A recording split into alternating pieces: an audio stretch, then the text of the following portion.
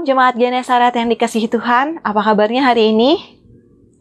Mari jemaat sekalian kita memulai bulan Agustus ini dengan beribadah bersama melalui ibadah Minggu 1 Agustus 2021.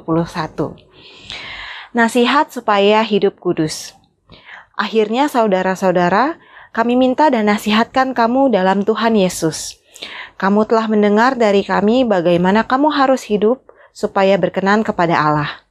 Hal itu memang telah kamu turuti, tetapi baiklah kamu melakukannya dengan lebih bersungguh-sungguh lagi.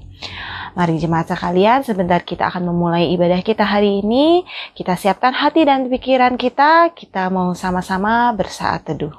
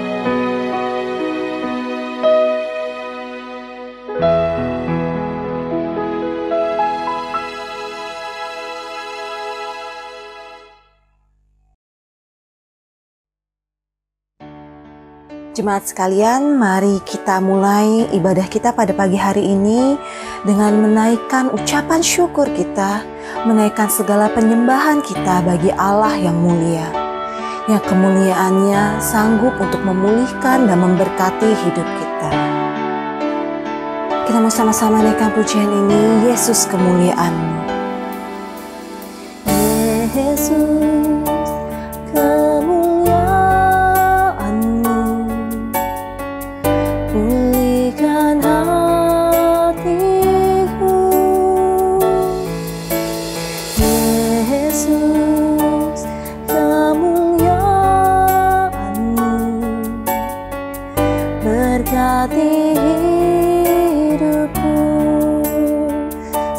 kita katakan Yesus kemuliaan. Yesus kemuliaan-Mu, pulihkan hatiku.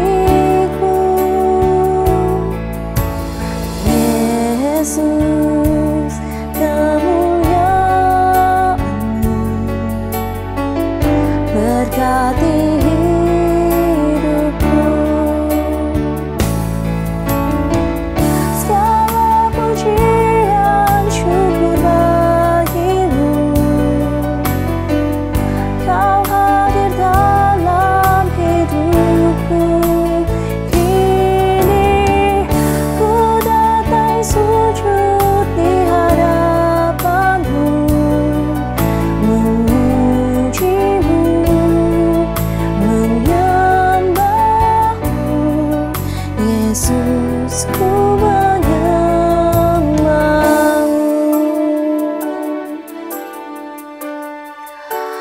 jemaat sekalian, dengan lebih sungguh lagi kita menaikkan pujian ini sekali lagi, kita katakan Yesus kemuliaan-Mu.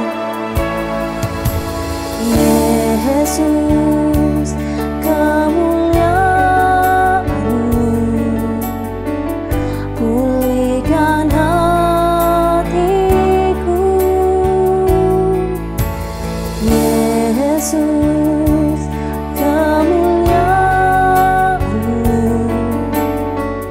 berkati hidupku.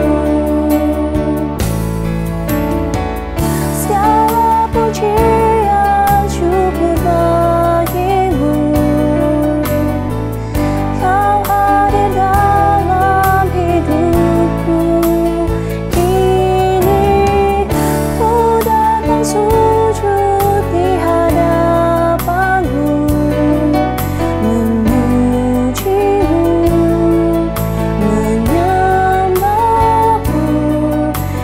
Yesus, ku menyembahmu.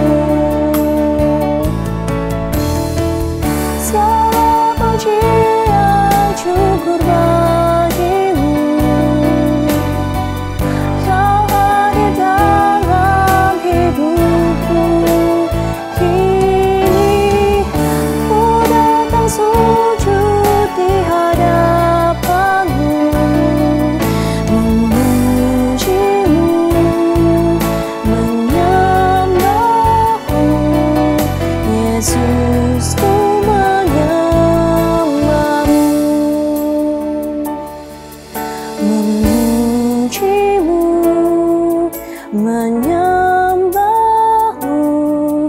Yesus, ku menyembahmu. Yesus, ku menyembahmu. Yesus, ku menyembahmu. Benar Tuhan, segala pujian syukur kami, segala penyembahan kami mau naikkan kepada Engkau, Allah yang mulia, Allah yang begitu mengasihi kami. Terima kasih Tuhan. Tuhan, kiranya Engkau yang layakkan kami untuk kami boleh datang menghadap ke hadirat-Mu. Kami boleh menaikkan setiap pujian dan penyembahan kami. Biar kiranya setiap pujian penyembahan kami boleh berkenan di hadapan-Mu Tuhan. Tuhan, juga kami berdoa untuk hamba-Mu yang nantinya akan menyampaikan firman-Mu.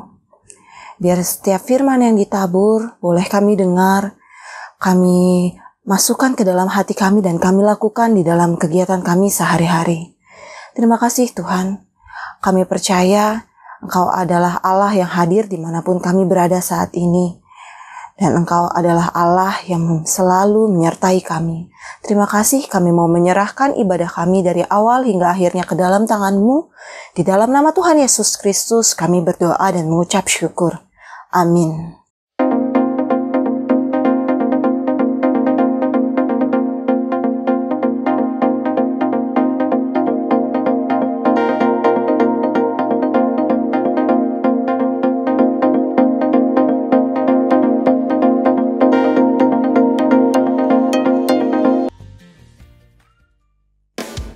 Tuhan adalah sumber kekuatan, gunung batu, dan keselamatan bagi kita semua.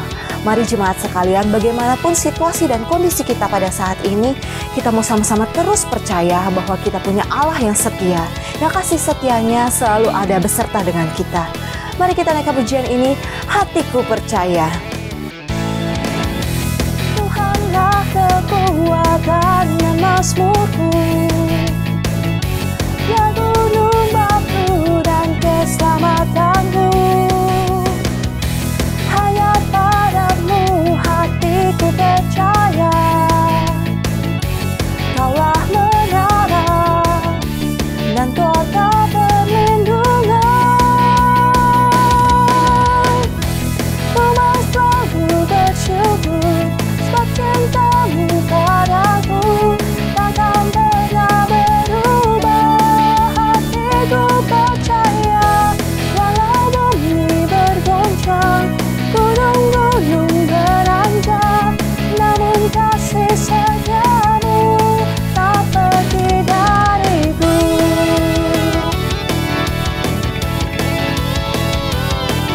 Dengan lebih semangat lagi, kita mau sama-sama naikkan pujian ini sekali lagi. Tuhanlah kekuatan dan mazmurku.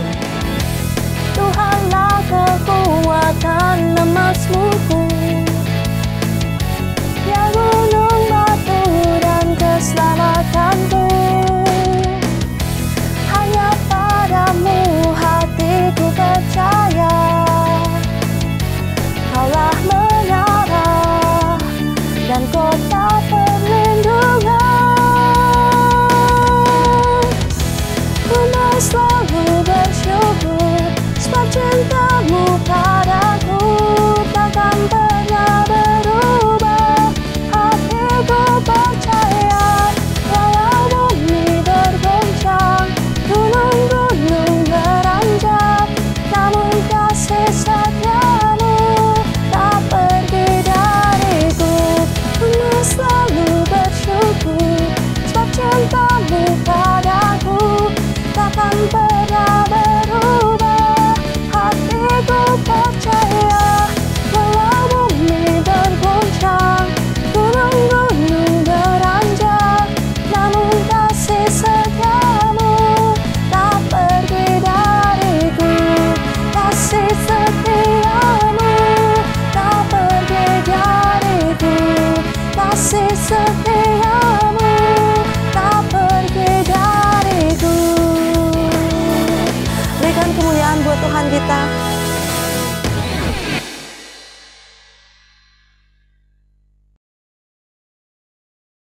Jemaat sekalian, mari kita bangkit berdiri dan bersama dengan seluruh umat Tuhan di segala penjuru dunia, kita mau mengakui iman percaya kita melalui pengakuan iman rasuli.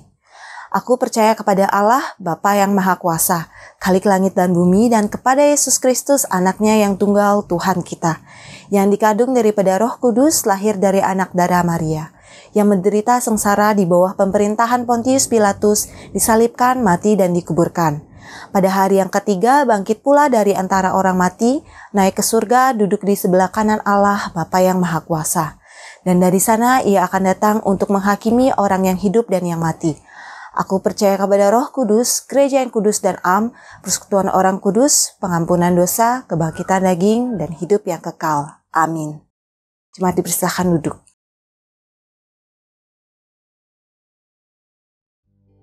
Jemaat sekalian, sebentar kita akan mendengarkan penguraian firman Tuhan untuk hari ini.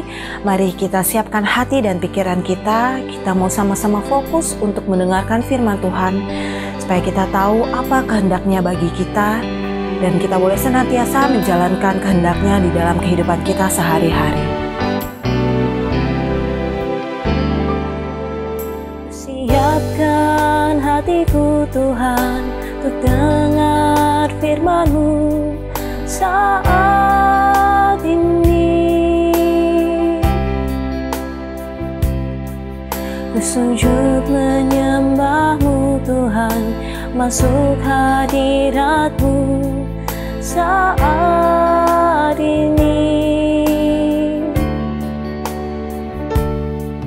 Curahkan urapan-Mu Tuhan bagi jemaat-Mu saat ini. Ku siapkan hatiku Tuhan, untuk dengar firman-Mu. Firman-Mu Tuhan, tiada berubah.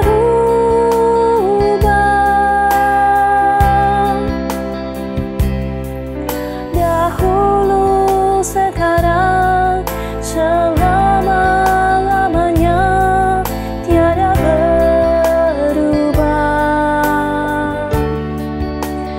Firman-Mu Tuhan, penolong hidupku.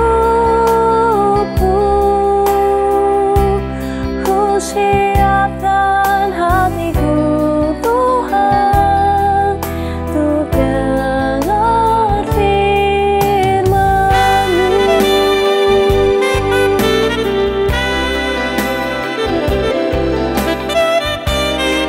Curahkan urapan-Mu Tuhan bagi setiap jemaat-Mu. Curahkan urapan-Mu Tuhan bagi jemaat-Mu saat ini. Ku siapkan hatiku Tuhan, untuk dengar firman-Mu. Firman-Mu Tuhan, tiada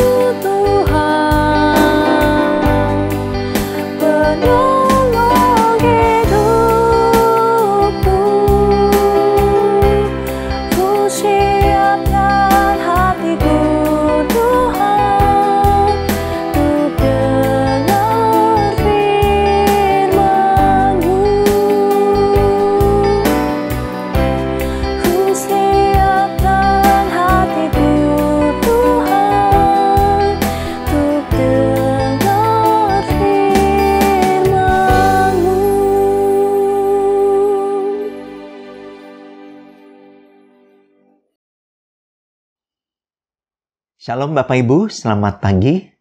Mari kita akan bersama-sama belajar lagi dari firman Tuhan yang kita boleh ambil dari beberapa ayat Alkitab firman Tuhan untuk kita renungkan.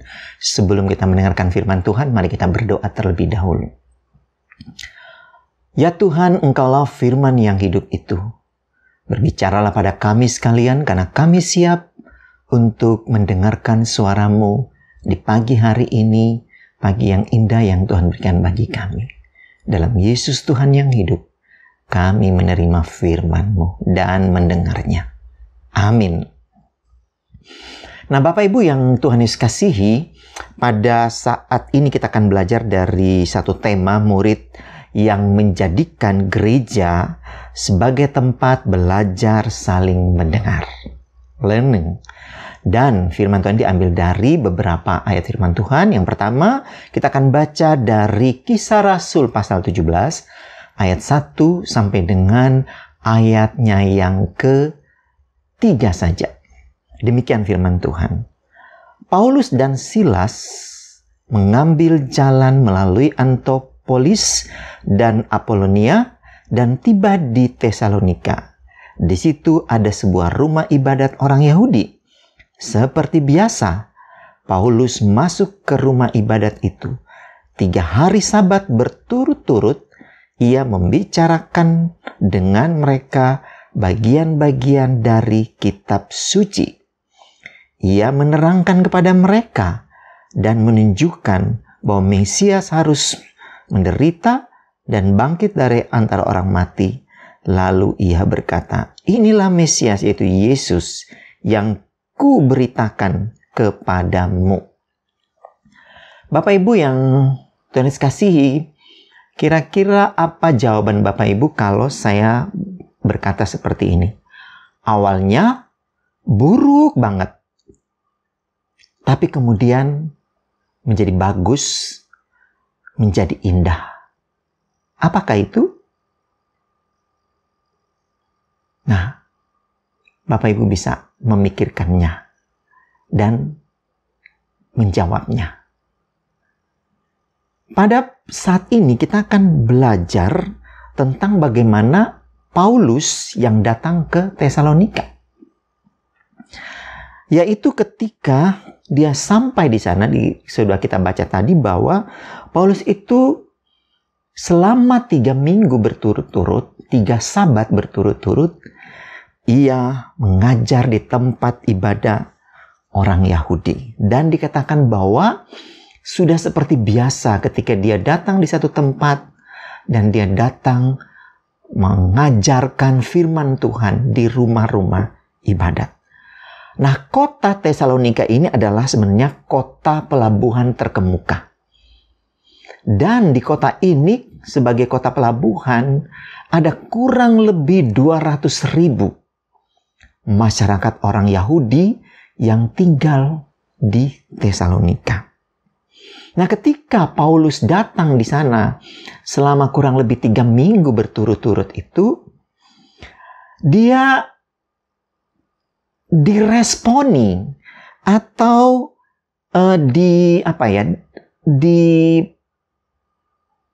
diterima atau tidak oleh orang-orang Tesalonika ini seperti apa sebenarnya? Nah, kita melihat di sini bahwa di dalam ayat yang keempat dikatakan bahwa beberapa orang dari mereka menjadi yakin dan menggabungkan diri dengan Paulus dan Silas dan juga sejumlah besar orang Yunani yang takut kepada Allah, dan tidak sedikit perempuan-perempuan terkemuka. Nah, kita melihat di sini bahwa ketika Paulus datang ke kota ini dan menyampaikan firman Tuhan, ternyata ada beberapa orang yang percaya. Dan mereka bahkan di sana dikatakan mereka itu menjadi muridnya Paulus. Ayat yang keempat tadi sudah kita baca. Bahkan ayat yang ke-7 Bapak Ibu dikatakan begini. Dan Yason menerima mereka menumpang di rumahnya. Jadi kita melihat bahwa dua ayat ini, ayat 4 dan ayat yang ke-7, menunjukkan bahwa ada beberapa orang yang menerima Paulus selama 3 minggu itu, dan dia menjadi orang yang memuridkan beberapa orang di sana yang percaya. Bahkan rumahnya si Yason tadi ini dipakai untuk menjadi rumah pemuridan. Sama seperti minggu yang lalu kita mendengar, minggu yang lalu, bahwa bagaimana rumah Priskila dan Aquila dipakai juga untuk pemuridan bagi jemaat, bagi umat Tuhan, bagi orang-orang yang yakin, yang percaya akan firman Tuhan. Namun, dari 200.000 masyarakat Yahudi itu ternyata sangat banyak orang yang tidak menyukai Paulus kedatangannya. Mereka membenci, dengan di sini dikatakan bahwa tetapi orang-orang Yahudi menjadi iri hati, dan dengan dibantu oleh beberapa penjahat dari antara pejuang-pejuang di pasar, mereka mengadakan keributan dan mengacaukan kota itu. Jadi ada beberapa orang sebenarnya yang kita melihat itu tidak menyukai. Mereka iri hati kepada Paulus. Nah, sikap iri hati ini, Bapak Ibu, membuat mereka akhirnya berlanjut. Bukan cuma iri hati, tapi memprovokasi orang lain untuk apa? Menyingkirkan, untuk tidak menyukai Paulus. Bahkan kita udah baca tadi, mereka memprovokasi orang lain untuk apa? Menjadi kacau, mengacaukan kota itu, dan menghebohkan juga kota Tesalonika. Bahkan mereka bukan cuma menghebohkan kota Tesalonika itu, mereka sampai menuntut Paulus dan Silas untuk disidang, untuk dihukum, dan kemudian mereka menuntut Paulus juga disingkirkan dari kota Tesalonika. Jadi kita melihat bahwa memang ada beberapa orang yang menerima, yang meyakini akan pengajaran. Tapi begitu banyak, paling banyak umumnya orang-orang Tesalonika ini tidak menerima Paulus dan tidak mau mendengar ajaran dari Rasul Paulus. Akhirnya, Bapak Ibu, tujuan orang-orang ini, orang-orang Tesalonika ini yang iri hati kepada Paulus, terwujud. Pelayanan pengajaran firman Tuhan dan pemuridan di Tesalonika akhirnya terhenti sebelum waktunya. Baru 3 minggu berturut-turut di sana. Kemudian dengan rela hati, Paulus pergi meninggalkan pelayanannya yang masih seumur jagung di Tesalonika. Dan dia pergi ke satu kota yang tidak jauh dari Tesalonika, yaitu kota Berea. Nah, waktu disampai di kota Berea ini, Alkitab menuliskan begini dalam ayat 10. Tetapi pada malam itu juga segera saudara-saudara di situ menyuruh Paulus dan Silas berangkat ke Berea. Setibanya di situ, pergilah mereka ke rumah ibadat orang Yahudi. Orang-orang Yahudi di kota itu lebih baik hatinya daripada orang-orang Yahudi di Tesalonika, karena mereka menerima firman itu dengan segala kerelaan hati, dan setiap hari mereka menyelidiki kitab suci untuk mengetahui apakah semuanya itu benar demikian. Nah, kita melihat di sini Bapak Ibu bahwa orang-orang di Berea ini itu kebalikan dengan orang-orang di Tesalonika. Sikap dan respon mereka sangat jelas. Mereka menerima firman Tuhan dengan rendah hati, dan bahkan mereka juga ikut menyelidiki kitab suci bersama-sama dengan Paulus. Artinya bahwa mereka itu terbuka. Ya, mereka itu memiliki pikiran yang terbuka menerima pengajaran, ajaran dari Rasul Paulus itu. Berbeda dengan orang-orang di Tesalonika tadi. Nah, dari sini kita melihat bahwa ternyata mereka menerima firman Tuhan itu dan menyelidiki firman Tuhan itu berarti pemuridan. itu juga telah menjadi model orang-orang Berea bertumbuh dalam firman Tuhan selama Paulus ada di situ. Pertanyaan kita sekarang adalah, mengapa orang-orang Berea itu punya sikap hati seperti ini yang berbeda dengan orang-orang di Tesalonika tadi, yang dikatakan bahwa mereka dengan rela hati menerima? Kenapa bisa ada perbedaan ini, Bapak Ibu? Sudah jelas bagi kita mengapa ada perbedaan ini, bahwa karena hati orang Berea itu lebih baik. Artinya ketika Paulus datang ke tempat itu, mereka dikatakan menerima. Berarti mereka itu tidak ada prasangka buruk terhadap kehadiran Paulus di tengah-tengah mereka. Kehadiran Paulus dalam mengajar mereka, dalam memuridkan mereka, tidak ada sedikit pun. Bahkan mereka tidak mencurigai. Jangan-jangan Paulus ini ditolak di sana, datang ke sini, dan kemudian dia punya maksud-maksud tersembunyi. Sama sekali tidak ada pikiran seperti itu. Mereka adalah orang-orang yang terbuka terhadap Injil. Bagaimana mereka ini bisa seperti itu? Ya, memiliki karakter hidup yang menerima dan sekaligus mau mendengar perkataan atau pengajaran firman Tuhan dari Paulus. Saya merenungkan seperti ini, Bapak Ibu. Ada kemungkinan orang-orang ini adalah hasil dari kedatangan mereka di saat hari Pentakosta. Dan ketika hari Pentakosta, kita tahu orang-orang Israel dari seluruh penjuru datang ke Yerusalem. Dan di sanalah mereka mendengar tentang Mesias, tentang kabar baik. Dan karena itu ketika Paulus datang ke Yerusalem, apa yang mereka telah dapat waktu di Yerusalem, bagaimana mereka berubah oleh karena khotbah dari Petrus itu membuat mereka diubahkan oleh Roh Kudus. Jadi mereka kemungkinan ini orang-orang Berea ini orang-orang yang pernah datang ke sana, dan mereka mendengar Injil di sana, mereka mendengar firman Tuhan di sana, dan mereka memiliki sikap karakter seperti ini karena mereka sudah diubahkan oleh Roh Kudus. Roh Kudus tinggal di dalam hidup mereka.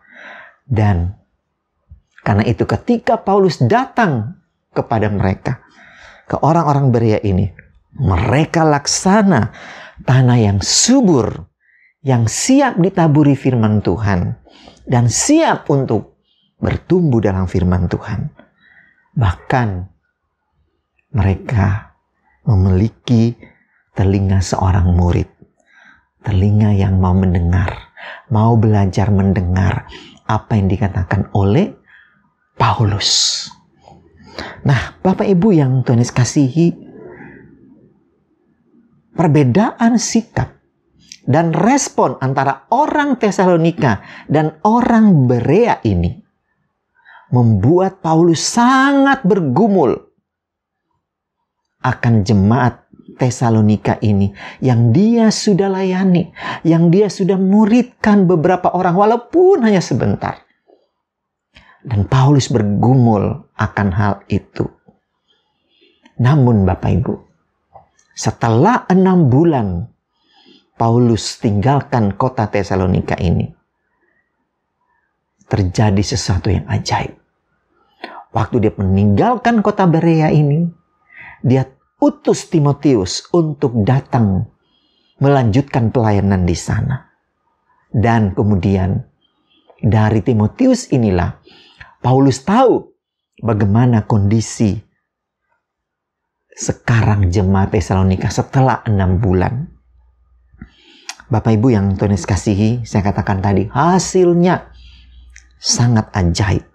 Melalui Timotius yang diutus oleh Rasul Paulus, orang-orang Tesalonika ini terjadi perubahan. Mereka tadi secara umum itu berkarakter hidup yang buruk. Kita tahu ketika Paulus datang itu banyak dari mereka yang membenci, menolak. Bahkan bukan cuma membenci, menolak, memprovokasi orang juga untuk membenci Paulus. kemudian membuat kekacauan dalam kota, kemudian membawa mereka dalam persidangan untuk dituntut, dihukum, dan diusir dari Tesalonika. Tapi kita melihat di sini, jemaat ini telah mengalami satu perubahan sikap dan karakter seperti orang-orang Berea itu. Meskipun kita tahu bahwa masih ada juga memang beberapa orang yang belum berubah, tapi tidak sebanyak di awal-awal, ya. Sudah semakin sedikit mereka. Dan bukti dari perubahan ini Bapak Ibu kita lihat di dalam ayat 13. Saya baca buat Bapak Ibu sekalian. Tetapi ketika orang-orang Yahudi dari Tesalonika tahu bahwa ia juga di Berea telah diberitakan firman Allah oleh Paulus, datang jugalah mereka ke sana menghasut dan menggelisahkan hati orang banyak. Jadi kita lihat ya, mereka orang-orang tadi Tesalonika datang lagi. Ayat 14 dikatakan begini, tetapi saudara-saudara menyuruh Paulus segera berangkat menuju ke Pantaleon, tetapi Silas dan Timotius masih tinggal di Berea. Nah, kita melihat di sini bahwa ada dua orang di sini melayani, Silas dan Timotius yang melayani di sana. Dan kita mau melihat ketika Timotius dan Silas yang melayani di sana, apa yang terjadi kepada mereka. Kita baca dalam 1 Tesalonika pasal 2 ayat 13. Di sana dikatakan begini. Ayat 13 dikatakan begini buat kita semua. Ya, bagaimana perubahan itu, bukti perubahan terjadi. Dan karena itulah kami tidak putus-putusnya mengucap syukur juga kepada Allah sebab kamu telah menerima firman Allah. Udah sama ya dengan orang Berea.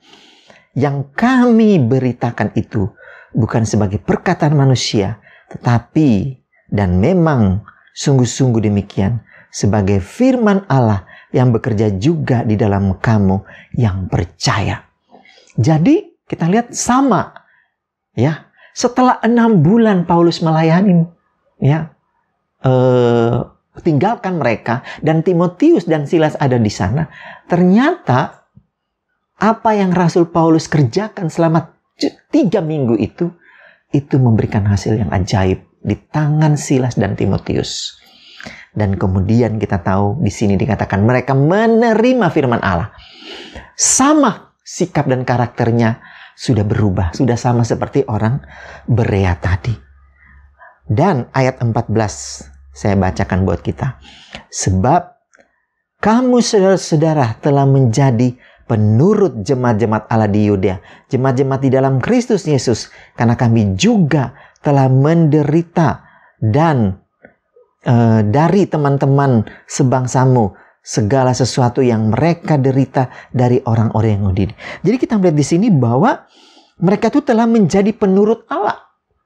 Ya, mereka menerima firman Allah dan kemudian penurut Allah, bukan menuruti kata-kata Paulus atau Silas atau Timotius, tidak. Tetapi sudah menjadi penurut Allah. Ya, sudah sama seperti orang-orang yang di Berea tadi, sudah menyelidiki firman Tuhan dan mereka melakukan firman Tuhan itu. Dan meskipun kita tahu di dalam ayat 14b dikatakan bahwa mereka juga masih menanggung penderitaan, tapi mereka tekun dan teguh menghadapi penderitaan yang datang dari teman-teman sebangsa mereka. Dengan ketekunan ini Bapak Ibu, kita tahu mereka semakin bertumbuh. Karena kita tahu sebelumnya mereka itu kan di awal-awal tadi dalam kisah mereka tidak berdaya menghadapi orang-orang Tesalonika yang banyak yang belum percaya Tuhan. Namun keteguhan hati dari orang-orang yang sudah percaya di Tesalonika ini membuat ya orang-orang yang lain bisa percaya. Mereka begitu sabar, tekun menghadapi penderitaan itu. Dan dengan kesabaran dan ketekunan mereka ini, sekali lagi membuat beberapa orang tadi yang berontak, yang menolak, mereka akhirnya mau menjadi murid. Dan tentunya mereka mau bertumbuh bersama. Sehingga orang-orang di Tesalonika yang tadi yang membenci, yang dislike, yang menolak, yang menghasut, memprovokasi itu berkurang. Karena ada sedikit jemaat yang Paulus layani selama 3 minggu. Dan mereka lebih berubah lagi, lebih berubah dan semakin banyak. Dan Paulus katakan, kalian sudah menerima firman Tuhan dan kalian tekun. Bahkan kalian menjadi penurut Allah. Pertanyaan kita adalah, mengapa bisa terjadi perubahan yang begitu signifikan kepada jemaat Tesalonika ini, Bapak Ibu? Setelah mereka dilayani oleh Timotius dan juga oleh Silas. Dan Paulus telah tinggalkan Tesalonika ini. Kita melihat bahwa apa yang terjadi kepada orang-orang di Berea ini. Dan mengapa bisa terjadi perubahan yang sangat signifikan ini?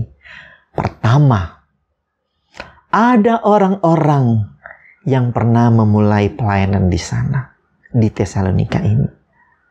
Orang ini seperti membuka kebun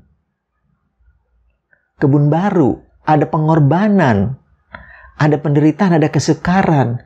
Tapi dengan dia memulai dan membuka pelayanan ini di kota Tesalonika ini, maka perubahan akhirnya nyata terjadi kepada orang-orang di Tesalonika.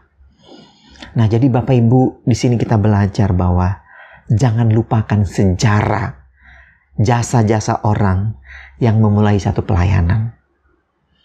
Di Widuri kita tahu, ya, sekarang mau 23 tahun Bapak Ibu Widuri. Ya, siapa yang memulai? Siapa yang membuka kebun di awal-awal ini? Harusnya orang-orang yang seperti itu kita tetap tidak boleh lupakan. Karena mereka adalah bagian dari sejarah adanya berdirinya jemaat Widuri ini. Ya, kita tahu Bu Susan yang punya sekolah itu dan Boksu Peter Au dari Korea. Mungkin ada juga yang lain yang membantu pelayanan di sana. Mereka memulai. Mereka membuka kebun. Dan karena itu jangan kita singkirkan.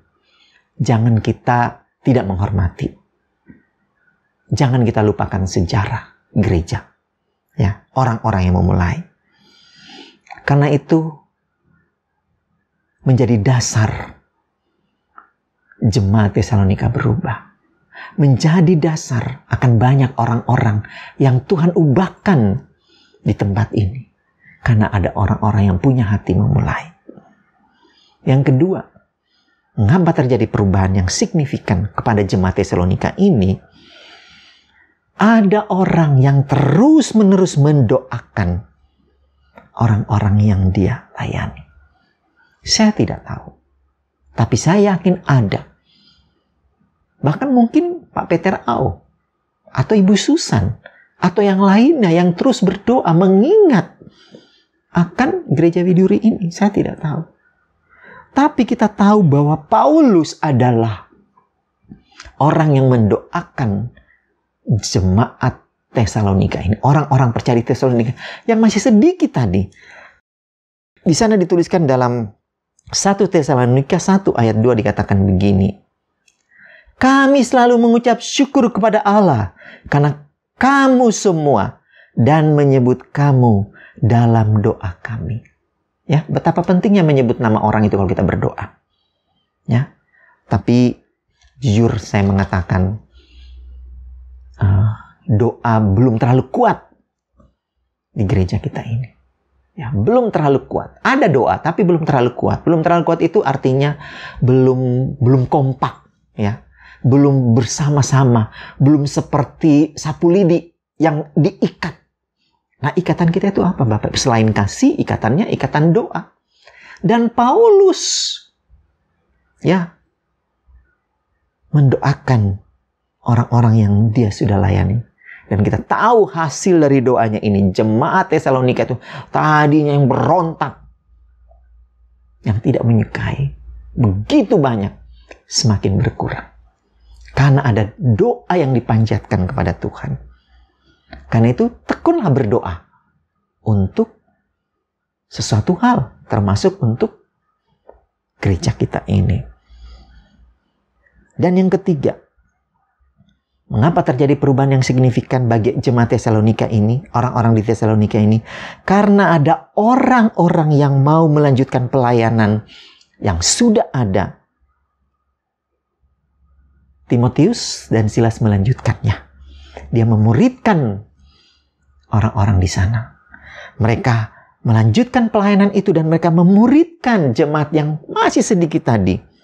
Tapi kemudian jemaat itu berkembang, ya. Karena dikatakan di sini dalam pasal 1 Tesalonika ayat 2 dikatakan begini. Saya baca buat Bapak Ibu. Lalu kami mengirim Timotius, saudara yang bekerja dengan kami untuk Allah dalam pemberitaan Injil Kristus, untuk menguatkan hatimu dan menasehatkan kamu tentang imanmu. Jadi kita melihat bahwa Paulus melanjutkan pemuridan itu. Dan hasilnya kita sudah tahu. Perubahan yang sangat ajaib dan signifikan. Karena ada orang yang mau melanjutkan pelayanan itu. Dan ada orang yang mau memuridkan. Jadi kembali lagi Bapak Ibu. Pentingnya pemuridan.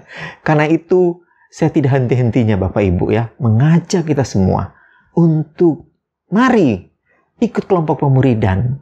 Mungkin kita ada dengar isu-isu atau apa-apa. Oh pemuridan begini begitu. Jangan Bapak Ibu. Karena kita sama-sama mau bertumbuh. Ya. Kita sama-sama mau bertumbuh. Ya, orang yang kalian lihat juga jelek, contoh yang kalian lihat juga masih jelek, itu sama-sama kita masih mau bertumbuh. Karena itu kita tidak boleh melihat satu sisi, tapi kita mau melihat apa rencana Tuhan pada gereja ini dengan pemuridan. Mari, ya, kita udah belajar dari Tesalonika, ada orang-orang yang buruk, ya, punya karakter sikap yang buruk, berespon yang buruk, berkomentar yang buruk, mungkin berkata yang kita anggap buruk, tidak menjadi contoh teladan. Mungkin saya sendiri, tapi jangan itu menjadi sesuatu yang alasan kita. Itu tidak boleh, karena kita sama-sama mau bertumbuh. Belum ada yang sempurna, belum ada. Kita masih sama-sama mau bertumbuh Bapak Ibu. Karena itu mari. Udah kita lihat di sini hasilnya. Ya, jemaat Tesalonika ini. Mereka berubah. Karena itu kita tahu Bapak Ibu. Bagaimana John Wesley ketika memulai pelayanannya. Dia mengutamakan ini, pemuridan. Bahkan ya, dia itu mempunyai kurang lebih 100 orang yang memimpin kelas-kelas meeting. Ada orang-orang yang melayani Tuhan. Bayangkan kalau hanya John Wesley sendiri, mana bisa Bapak Ibu, tidak bisa. Dan karena itu orang-orang yang kaum awam ini, mereka mau dimuridkan dan mereka mau menjadi pemimpin pemuridan. Dan itulah gereja Metodis. Itulah ciri khas daripada gereja Metodis. Jangan kita lupakan ini. Sebagai penutup, sekarang kita melihat dari firman Tuhan, ada 2 karakter yang berbeda dalam berespon. Ketika Paulus datang ke jemaat Tesalonika, itu respon mereka hanya sedikit yang mau mendengar, yang mau menerima. Mereka dislike, mereka menolak, ya. Dan kita melihat ketika Paulus datang kepada jemaat Berea, orang Berea, mereka itu menerima, membuka hati, ya. Mereka mau mendengar dan mau belajar untuk mendengar satu dengan yang lainnya. Dan termasuk dalam ini Paulus. Dan kita tahu jemaat Berea ini menjadi jemaat yang menjadi contoh. Dan yang kita pelajari juga kita lihat di sini bahwa melalui firman Tuhan ini ada orang-orang yang alami perubahan. Ada orang-orang yang awal-awalnya karakter hidupnya buruk, tapi kemudian mereka berubah. Karakter hidupnya berubah, dan kita tahu pelayanan mereka menjadi sangat signifikan oleh karena perubahan itu. Ya. Mereka menjadikan gereja jemaat Tesalonika menjadi model, menjadi satu kesaksian bagi jemaat-jemaat yang lain. Ya, kita sudah membaca tadi ya bagaimana jemaat ini menjadi menjadi kesaksian. Dikatakan begini, sebab kamu, ayat 14 dari Tesalonika ayat 14, sebab kamu saudara telah menjadi penurut jemaat-jemaat Allah di Yudea. Waduh, jauhnya ya. Kalau sekarang Eropa, Israel, ya itu jauh, ya. Tapi pada waktu itu perubahan hidup, sifat dan karakter orang Tesalonika itu terdengar sampai di Yudea. Kita ingat perkataan Yesus, jadilah saksi, pergilah berita Injil, mulai dari Yerusalem dan Yudea. Jadi Yerusalem itu dekat Yudea, habis Yudea Samaria, baru seluruh dunia. Jadi istilah itu ke daerah-daerah Yerusalem, ya. Nah, Bapak Ibu yang Tuhan Yesus kasihi, kita melihat di sini bahwa awalnya buruk, tapi kemudian menjadi indah. Jadi apakah itu? Yang tadi saya katakan di awal pada Bapak Ibu. Awalnya buruk banget, tapi kemudian menjadi bagus dan indah. Jemaat Tesalonika telah menjadi seperti periuk atau keramik yang kita tahu di awal buatnya itu buruk, tapi kemudian dibuat menjadi indah. Dan akhirnya keramik itu atau periuk itu kita tahu itu ditempatkan di tempat-tempat, bahkan di depan rumah, di ruangan tamu. Ada periuk di situ, ada keramik di situ yang indah. Padahal kita tahu itu tadinya buruk, tapi menjadi indah. Oleh karena ada perubahan yang terjadi melalui proses yang terus-menerus selama 6 bulan dilayani oleh Timotius, mereka berubah. Jadi akhirnya jemaat Tesalonika ini sama dengan jemaat Berea juga.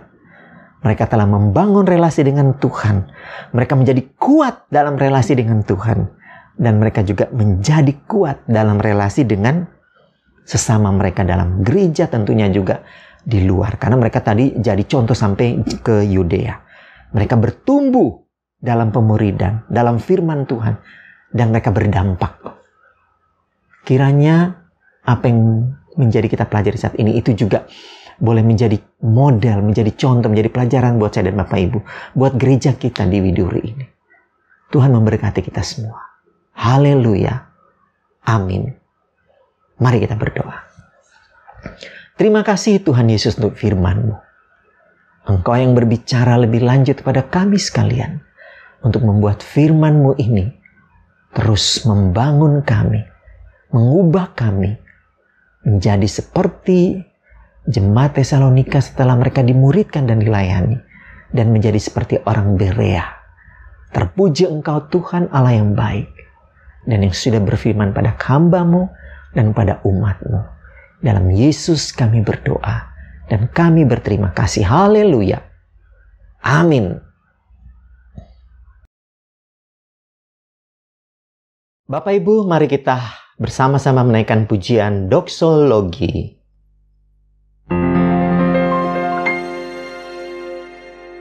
Kepada Allah dipuji, serta kepada Al-Masih, Roh Kudus muliakan, berkuasa dan berkasihan.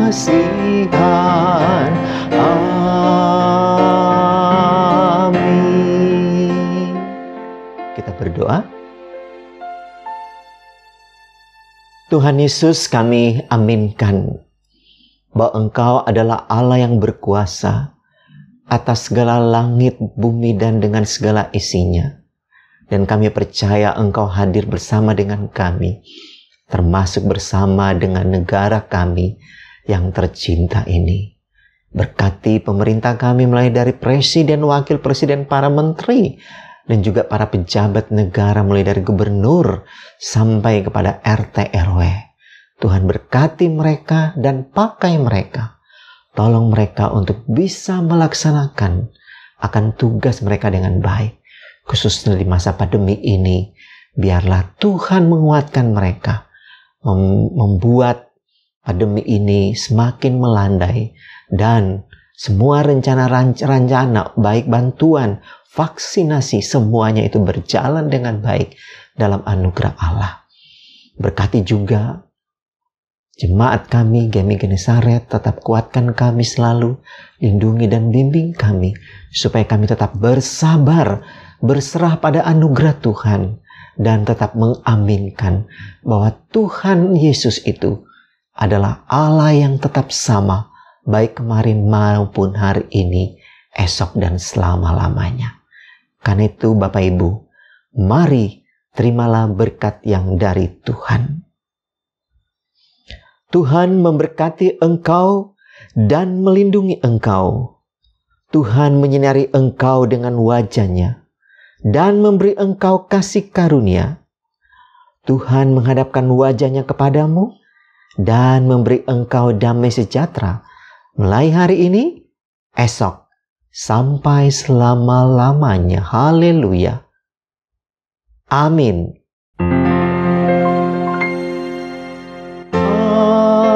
Amin. Amin. Amin.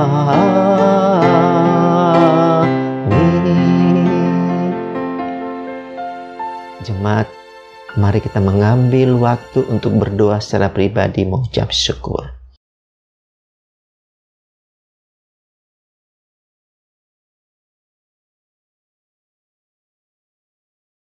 Amin. Shalom Bapak Ibu yang Tuhan Yesus kasihi, kita bertemu kembali lagi di minggu pertama dari bulan Agustus, tepatnya tanggal 1, 2021. Nah, karena itu kita selalu mengingatkan Bapak Ibu akan ibadah kita pada minggu yang akan datang, yaitu tanggal 8 Agustus, melalui via Zoom dengan tema Murid yang Membagi Hidup, ya, atau Share Life secara otentik dalam pelayanan. Jadi pelayanan ini tentunya bukan di gereja saja, tapi di mana saja kita tetap melayani Tuhan. Dan yang kedua, untuk doa malam kita tetap kita laksanakan pada hari Kamis pada tanggal 5 Agustus jam 19.30 via Zoom. Bapak Ibu bisa mengikutinya, dan tema doa malam kita tanggal 5 Agustus ini adalah mengendalikan kepanasan. Dan Bapak Ibu yang akan mengirimkan pokok doa dapat mengirimkannya kepada saudari Lia. Dan kami percaya bahwa setiap doa-doa yang kita naikkan bersama, Tuhan mendengar dan menjawab sesuai dengan waktu yang Tuhan berikan bagi kita untuk menjawab doa-doa kita. Yang berikut bagi Bapak Ibu juga yang ingin memberikan persembahan, ucapan syukur, perpuluhan, dan lain sebagainya, bisa memberi ke nomor rekening yang ada ini. Dan bagi Bapak Ibu yang ingin juga berpartisipasi dalam dana pembangunan kami, Bapak Ibu bisa menyalurkan melalui nomor rekening yang ada ini. Dan berikutnya, kami juga sampaikan bahwa nanti pada tanggal 15 Agustus kita ada baptisan kudus dan sekaligus perjamuan kudus. Bapak Ibu bisa mempersiapkan semua yang berhubungan dengan perjamuan kudus, baik itu roti maupun anggurnya. Dan kami juga berdoa biarlah acara ini bisa berjalan dengan baik dan penuh hikmat dan kuasa. Dan kami juga ingatkan bagi Bapak Ibu bahwa kita nanti ada overview yang berikutnya, dan Bapak Ibu bisa mengikutinya ya, supaya bisa mengikuti kelompok pemuridan ini dengan baik. Dan yang berikutnya yaitu kita juga menyampaikan pada Bapak Ibu bahwa sekolah minggu kita akan melaksanakan sosial ke panti asuhan yang ada di wilayah Jakarta. Kita berdoa supaya acara ini berlangsung dengan baik dan Bapak Ibu bisa mendukungnya melalui persembahan yang Bapak Ibu bisa berikan kepada anak-anak, kepada pengurus sekolah minggu. Dan juga kami ingatkan bahwa hari ini tetap ada katekisasi jam 19.30 sampai jam 12.30. Teman-teman yang ikut katekisasi bisa mengikutinya dengan baik. Dan terakhir, saya mengajak kita semua untuk tetap berdoa di saat-saat yang seperti ini, supaya pandemi ini semakinlah hari semakin melandai, dan kita semua anak-anak bangsa memiliki kekebalan badi untuk menghadapi virus ini. Dan akhirnya saya ucapkan, selamat hari Minggu, Happy Sunday today for all. Tuhan memberkati kita sekalian hari ini, esok, sampai selama-lamanya. Mari sama-sama kita katakan, amin. Selamat hari Minggu, Tuhan berkati.